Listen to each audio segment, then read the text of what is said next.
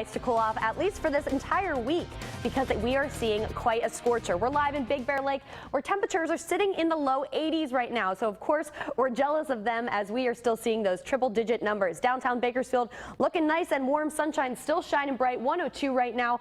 Tehachapi's a good 12 degrees cooler, and then we're seeing 99 in Mojave. Good news is those wind speeds could catch some relief for us, as it could make things feel like it's a little bit cooler out there as long as those winds stay above 10 miles per hour. So 102 here in the valley, 103 up in Fresno, 84 in Mammoth Lakes, and then we're seeing 71 down in Los Angeles and all along the coast, up to 65 in San Francisco right now. Our storm shield Doppler is scanning clear, not even some ground clutter over there, all thanks to high pressure staying off the coast, keeping us nice and above average, at least 10 to 15 degrees. So there's that high really pushing in. Our only chance of relief with that low is heading right over our heads and into parts of Alaska, British Columbia, and of course parts of Oregon as well. So they're going to catch a little bit of relief there, but we are just set here with those high pressure effects over there.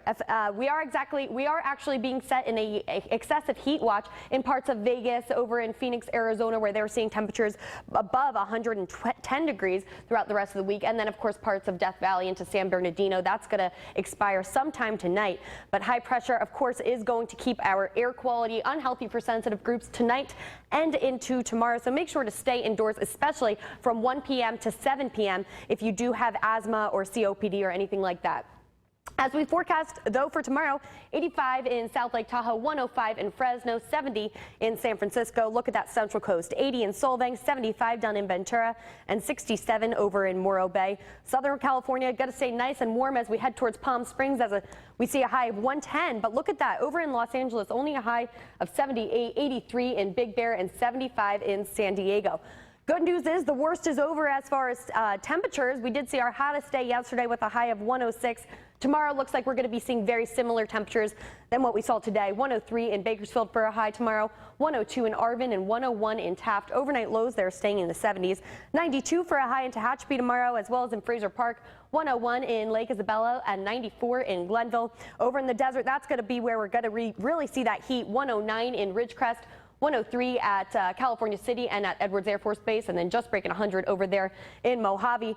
Now it's coming up fast, and everyone wants to know what their 4th of July forecast looks like. Well, here's a breakdown. By noon, already almost scraping 100 degrees with a high of 97, 104 for our high at around 5 p.m. that evening.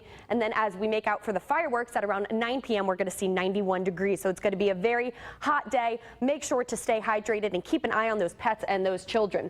Here's a look at your 7-day numbers. 104 for your 4th of July, like I said, 104 also on Saturday, and then we're going to drop just a couple degrees throughout the week, and we're going to finish out Wednesday with a high of 103. Overnight lows, they're staying in the 70s, but it's going to be very hot nonetheless. Over in Tehachapi, though, your 4th of July looks nice and warm as well. For fireworks, we are going to see gorgeous conditions with a high of, or actually a low of 70 degrees as those fireworks start at around 9 o'clock in the evening, and those winds will also keep things nice and cool as well, as they're going to stay sustained around 15 miles per hour.